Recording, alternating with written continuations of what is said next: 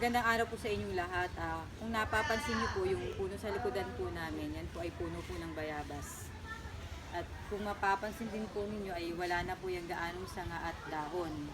Yung pong mga dahon po diyan ay dahon po yan ng santol, dahon po ng abukado at ng mangga. Bali po yung lahat ng sanga po niyan pinaputol ko na po kay Steve. Itong pong puno ng bayabas na ito ay marami na pong ipinaglingkod po sa amin. Nakakagamot po yan ng pagtatae. Yung pong sariwang dahon ng bayabas, ilalaga nyo po, pupuruhin nyo po. At saka iinom nyo. Nakakaan po yun, gagaling na po kayo. Saka po sa infection sa mata at sore eyes. Bali si Rap-Rap po, mahilig po siyang mag-basketball. Yung pong kanyang mata, inalalagyan po ng alikabok. Bali na-irita po yung mata niya, namaga po at saka pulang-pula, halos magsara na po yung mata niya. Bali yan din po ang ginamot ko sa kanya.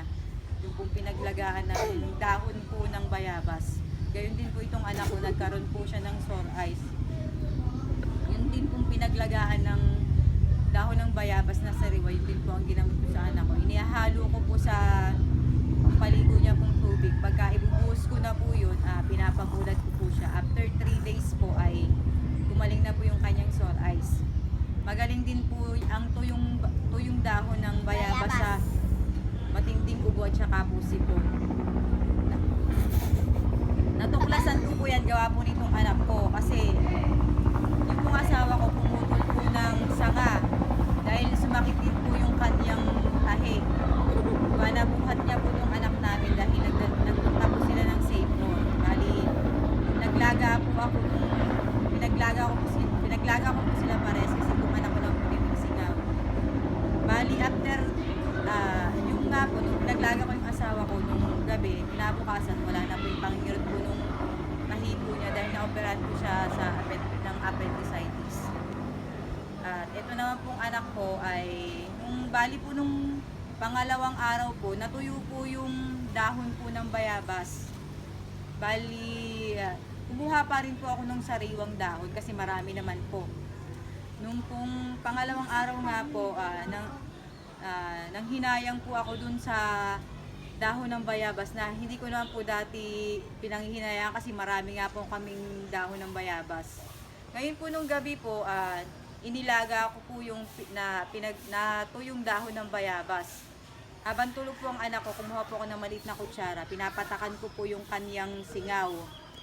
Tapos yung pong natira, kinabukasan na konti, after po niyang kumain ng umagahan, pinainom ko po sa kanya. Ang anak ko po ay meron pong ubo at saka po sipo na kulay dilaw na nagbabara po sa ilong. Bali po nung kinabukasan, yung pong sipo ng anak ko po, tumulo po. Naging tubig. Kaya sabi ko, ay napakagaling po pala nitong pinatuyong dahon ng bayabas sa ubo at sipon. Kaya po nung malaman ko po yun, pinaputol ko po itong mga sanga ng puno ng bayabas kay Steve. Bali, ganito po ang gagawin nyo. Pagka po pinutol, kasama pong patutuyuin po ang dahon ng ito po, ganito. Bayaan nyo pong matuyo ng 2 araw, tsaka nyo po kuhanin yung mga dahon. Bali, ito po yung dati puno po ito kas araw-araw po kami naglalaga, iniinom po namin. Tuwi pong may inubot sinisip po, naglalaga po ako. Mabisa po siya. Bali, pag po may nagnanana kayong sugat, ganun din po, magpuro po kayo ng dahon, ng sariwang dahon, mga 60 pieces sa matanda, 35 pieces po sa bata. Saka nakakatulong din po siya sa mabilis na pagbahaw ng sugat. Saka po yung sugat na nagtutubig. Nagkaroon po ako nung sugat na nagtutubig sa may pusod. Bali, nilagyan ko nga po siya nung kulay brown. Alam naman po ninyo yun yung kulay brown na panglagay ng sugat. Nilagyan ko po nun, hindi po umepekto. Tapos yung pong tabletang dinurog ko din yung panlagay din sa sugat, hindi po rin umepekto. Pero nung naglaga po ako kinagabihan nung sariwang dahon ng bayabas, yung kung nagtutubig kong sugat sa pusod, ano po siya, natuyo. Saka po sa singaw, magaling din po ang nilagang dahon ng bayabas. May sasabihin po si Eunice. Anong Ako sasabihin mo? po, gumaling po ako yung uminom po ako ng luya.